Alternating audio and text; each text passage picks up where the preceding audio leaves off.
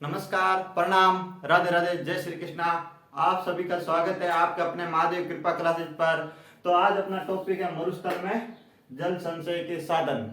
उससे पहले अपना मोटिवेशन कोड है कि पहचान से मिलने वाला काम ज्यादा देर तक नहीं रहता और काम से मिली पहचान आजीवन तक रहती है। और इसी के साथ अब अपन को देखना है कि काम से मिलने वाला पहचान या पहचान से मिलने वाले काम। तो शुरू करते हैं मरुस्थल में जल संचय के साधन। तो मरुस्थल में जल संचय के साधन जो आपके सामने मैं पहले से ही लिख कर आया हूं: पलाया, रन, टाट, तली, बालसन, नाडी, टांका और पांकर। तो सबसे पहले तो अपन पलाया के बारे में जानेंगे। तो पलाया क्या है? मरुस्थल में यानी कि मरुस्थल के अंदर जो खारे पानी की बड़ी झीलें हैं वो आती है पलाया के अंतर्गत। मरुस्थल के अंदर पाई जाने वाली खारे पानी की बड़ी झीलें वो है पलाया। पलाया मरुस्थल के अंदर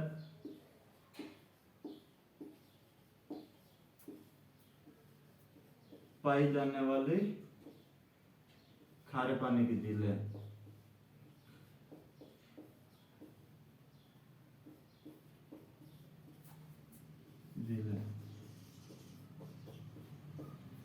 जिन्हें पलाया कहते हैं। तो पलाया पलाया को क्या कहते हैं? सेलिनॉस।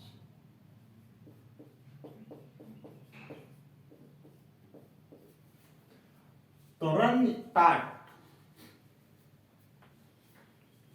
इसी का विपरीत रन, टाट यानी कि खारे पानी की छोटी झीलें। क्या? खारे पानी की छोटी झीलें। खारे पानी की स्मॉल झीलें। खारे पानी की छोटी झीलें जैसे पोखरण, कानोड, थोब, बाप। तो इस प्रकार से जो खारे पानी की छोटी झीलें वो तो है तल्ली और टाट भी बोला जाता है। पलाया मरुस्थल के अंदर खारे पानी की बड़ी झीलें। तो अब देखेंगे तल्ली क्या है। मरुस्थल के अंदर चट्टानी प्रदेशों के बीच मरुस्थल के अंदर जो गहरे भाग के अंदर जो पानी इकट्ठा होता है और वही एक तली बोले तो या फिर पोखर। और वो जल सूखने के बाद में वहां हो जाती है उपजाऊ मिट्टी। कैसी मिट्टी? उपजाऊ मिट्टी। तो उपजाऊ मिट्टी के अंदर जो कृषि करते हैं वो आती है खड़ीन के अंतर्गत। किसके अंतर्गत? खड़ीन। और ये किसने विकसित की? ये की है पालीवाल ब्राह्मणों द्वारा। किसके द्वारा? पालीवाल ब्राह्मणों के द्वारा। तली मरुस्थल में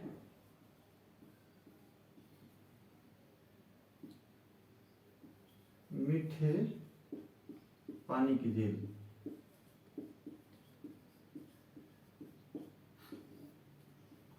सूखने के बाद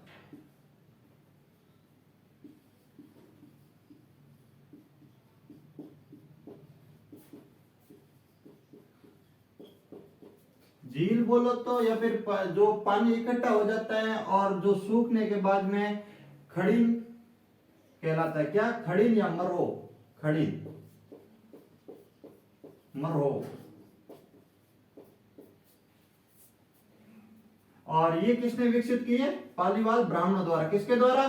पालीवाल ब्राह्मणों द्वारा। पालीवाल ब्राह्मणों द्वारा। किसके द्वारा? पालीवाल ब्राह्मणों।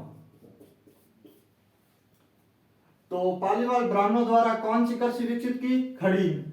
और खड़ीन किस प्रकार से देखी जाती है। तो मरुस्थल में जो पानी इकट्ठा हो जाता है और वो पानी सूखने के बाद में वहां पर उपजाऊ मिट्टी होती है और उपजाऊ मिट्टी को खड़ीन बोला जाता है। और यहाँ पर जो कृषि विकसित की है वो तो की है पालीवाल ब्राह्मणों द्वारा। तो मिश्रित कृषि, क्या मिश्रित कृषि, कौन सी कृषि है, मिश्रित कृषि, जिसे क्या बोला जाता है, बेजड़। मिश्रित कृषि, बेजड़। और करौली के अंदर, कहां पर, करौली के अंदर जो पान की खेती, किसकी खेती, पान की खेती, उसे क्या बोला जाता है, बेजड़ा। बेजड़ा क्या बोला जाता है, बेजड़ा। तो ये तो थी तल्ली या फिर बोले तो तालाब। मरुस्थल के अंदर वर्षा में जो पानी इकट्ठा हो जाता है और उसके सूखने के बाद जो खड़ीन के द्वारा विकसित होता है और जिसे मरोह भी बोला जाता है। और यहाँ पर यह कृषि विकसित की है पालीवाल ब्राह्मणों द्वारा और मिश्रित कृषि होती है उसे बेजड़ कहते हैं। और करौली के अंदर जो पान की खेती कर जाते हैं उसे कहते हैं बेजड़ा। क्या, बेजड़ा।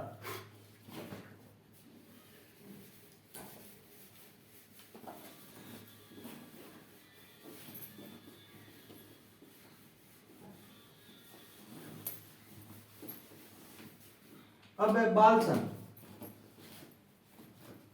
बालसन यानी कि पर्वतों के मध्य, किसके मध्य, पर्वतों के मध्य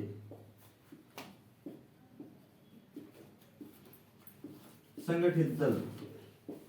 पर्वतों के मध्य संगठित जल क्या कहलाता है, बालसन। पर्वतों के मध्य संगठित जल बालसन कहलाता है। नाडी, नाडी किसके द्वारा विकसित की है, महाराजा जोधा द्वारा। कब की, 1520। 1520 के अंदर जोधा द्वारा नाडी विकसित की गई है जो गांवों के बाहर के साइड बनाई जाती है और अपने विभिन्न परिस्थितियों के अंदर, विभिन्न परिस्थितियों में जोधा द्वारा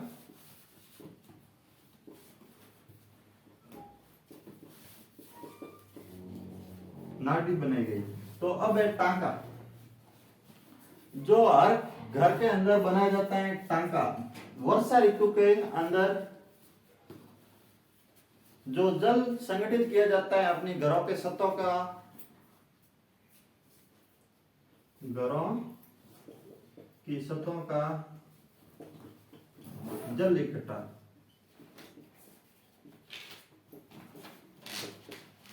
और किसके द्वारा जल इकट्ठा किया जाता है, पायतन।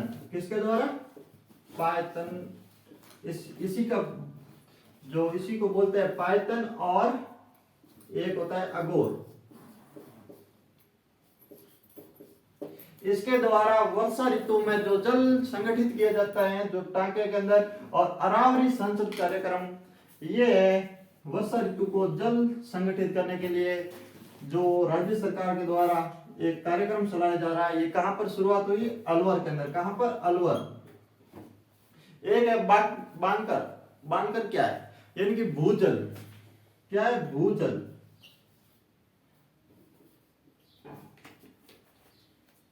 तो ये तो था मरुस्थल में जल संचय के साधन। पलाया खारे पानी की बड़ी झील है, तल्ली खारे पानी की छोटी झील है। तल्ली रन या टाट खारे पानी की छोटी झील है। तली चट्टानी प्रदेश यानी कि पर्वतों के मध्य, जो मरुस्थल के मध्य, पर्वतों के मध्य जो बीच के अंदर जो पानी इकट्ठा हो जाता है और सूखने के बाद में उपजाऊ मिट्टी होती है, वहां पर खड़ीन में वो जो खड़ीन कहलाती है, मरो और पालीवाल ब्राह्मणों द्वारा वहां पर कृषि की जाती है। और उसे क्या बोलते हैं, मिश्रित कृषि को बेजड़। और करौली के अंदर जो पान की खेती की जाती है उसे कहते हैं बेजड़ा। तो बालसन पर्वतों के मध्य संगठित जल। नाडी जोधा द्वारा 1520 के अंदर विभिन्न परिस्थितियों में इसका मतलब नाडी का शुरुआत की गई। और टांका और अरावली संसद कार्यक्रम और बांकर। अब देखेंगे भौतिक प्रदेश दूसरा अरावली। कौन सा? अरावली।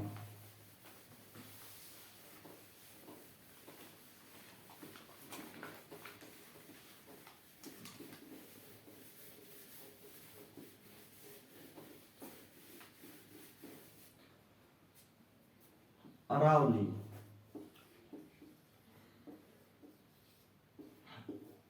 अरावली को गुजरात के अंदर तो क्या बोला जाता है? अरावली गुजरात।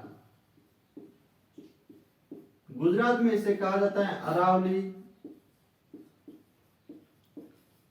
विष्णु पुराण में क्या कहता है? परिपत्र। विष्णु पुराण में इसे कहते हैं परिपत्र। क्या कहते हैं? परिपत्र। विष्णु पुराण में इसे कहते हैं परिपत्र। और दूसरा राजस्थानी भाषा में क्या कहते हैं? अडावडा। अडावडा। और एक है अडावला। अडा राजस्थानी भाषा के अंदर कहते हैं इसे अडावला, और बूंदी के अंदर इसे कहते हैं अडावाला। और एक है भौगोलिक भाषा में मरु, मेरू। क्या? एक है मेरू, एक है मरु, और एक है माल। माल तो पठारी भाग को कहते हैं, मरु मरुस्थल, और मेरू पहाड़ी भाग को। क्या किसे कहते हैं? पहाड़ी भाग को। पहाड़ी भाग को। गुजरात में अरावली, विष्णु पुराण में परिपत्र, और अडावला राजस्थानी भाषा में, मेरू भौगोलिक भाषा में, अडावला बूंदी में। तो इस हिसाब से जो अरावली का नाम है विभिन्न इलाकों में विभिन्न प्रकार से बोला जाता है। और अब देखेंगे अरावली की कुछ महत्वपूर्ण टॉपिक, यानी कि अरावली की शुरुआत कहां से हुई? अरावली की शुरुआत है जो अरब सागर के मिनिकॉय द्वीप से। कहां पर? अरब सागर के मिनिकॉय। अरब सागर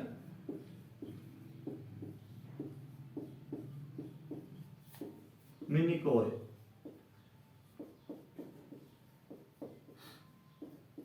अरब सागर मिनिकॉय से शुरुआत हुई और गुजरात के पालनपुर। कहां पर? पालनपुर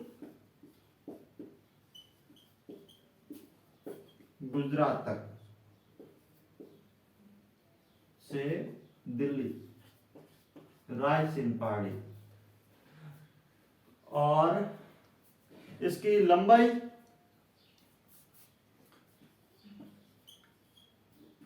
780, और राजस्थान में इसकी लंबाई है 550।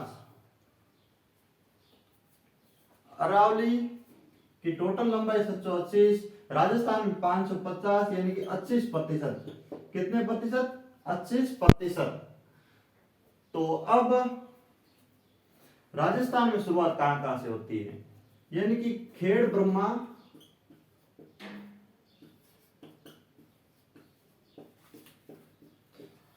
खेतड़ी झुंझुनू तक।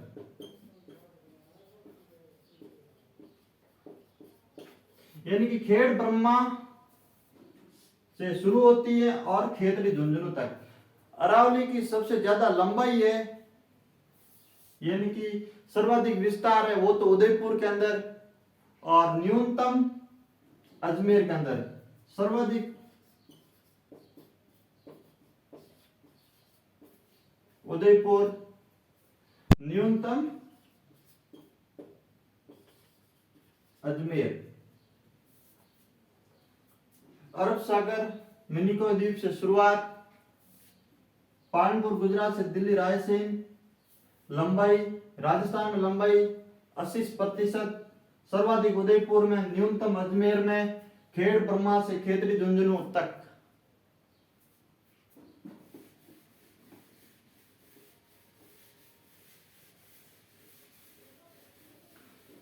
टॉड द्वारा अरावली को क्या कहा गया है? राजपूतों की सुरक्षा की दीवार। टॉड टॉड है जो अरावली को क्या कहते हैं, राजपूतों की सुरक्षा की दीवार, राजपूतों की सुरक्षा दीवार।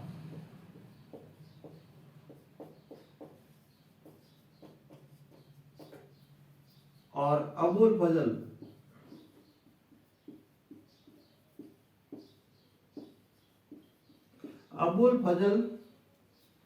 के द्वारा अरावली को ऊंट की गर्दन के समान बताया। किस प्रकार, ऊंट की गर्दन के समान।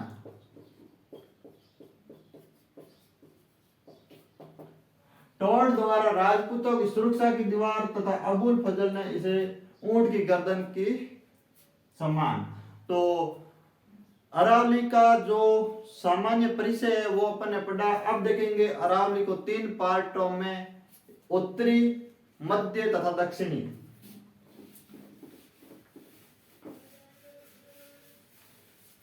सबसे पहले देखेंगे उत्तरी भाग। अरावली का कौन सा भाग, उत्तरी भाग। अरावली यानी कि प्राचीनतम वलित पर्वतमाला। कौन सी पर्वतमाला है, प्राचीनतम वलित पर्वतमाला। और प्री कैम्ब्रियन युग, कौन सा युग है, प्री कैम्ब्रियन युग, प्री कैम्ब्रियन युग। अब देखते हैं उत्तरी भाग। उत्तरी भाग के अंदर सबसे ऊंची चोटी है रघुनाथ।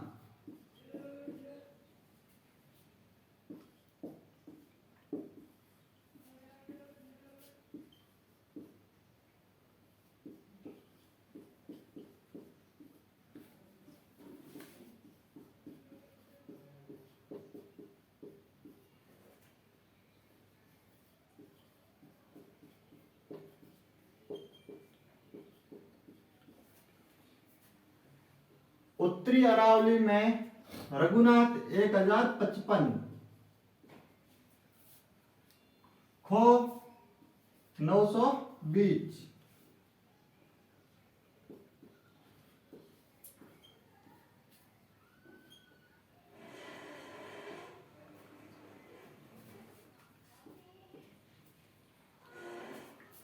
रघुनाथ 1055, मालखेत 1052 और खो है जो 920। इसके अंदर बिलाली, दमदम,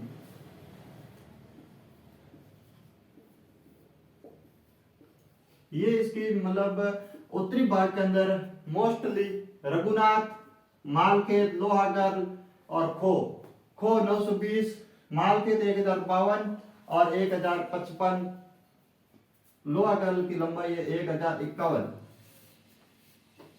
लोहागढ़ 1051, खो 920, मालखेत 1052, रघुनाथ 1055, बिलाली, दमदम। ये उत्तरी भाग के अंदर जो प्रमुख पहाड़ियां हैं, हर्ष की पहाड़ियां, सीकर। तो अब है मध्य अरावली। कौन सा भाग, मध्य अरावली। मध्य अरावली की प्रमुख चोटियां,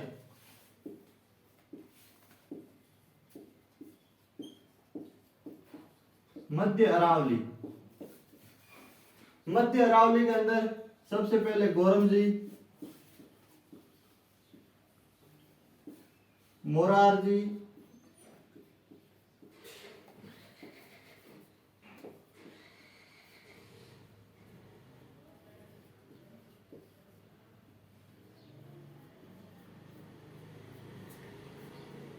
मध्य अरावली की ये 2 प्रमुख चोटियां हैं, गोरमजी 934 और मोरारजी 933। गोरमजी 934 किलोमीटर और 934 मीटर और मोरारजी 933 मीटर। अब है दक्षिण अरावली। कौन से अरावली, दक्षिण अरावली। दक्षिण अरावली की सबसे लंबी चोटी गुरु शिखर, दक्षिण अरावली।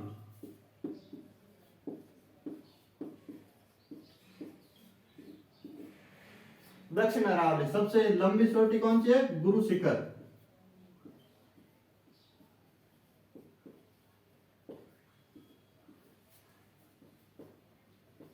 (1722) और 1727। अब 1722 और 1727 क्यों? 1722 मीटर तो गुरु शिखर खुद है, और गुरु शिखर के ऊपर कौन से ऋषि का मंदिर है? दत्तात्रेय। दत्तात्रेय 5 मीटर। तो 1722 और 5 27, तो 1727 मीटर गुरु शिखर। और जिसे टॉड ने क्या बोला है? हिंद अल्पस। हिंद अल्पस। गुरु शिखर के बाद आती है शेर।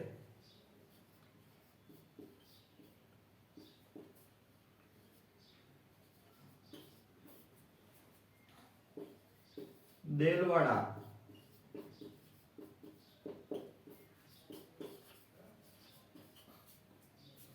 जरगा।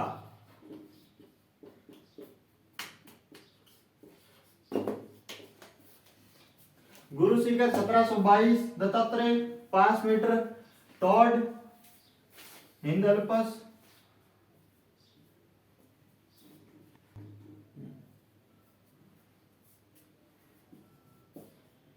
असलगढ़, ऋषिकेश,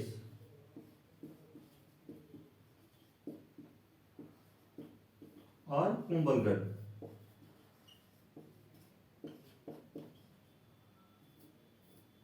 असलगढ़, ऋषिकेश, कुंभलगढ़।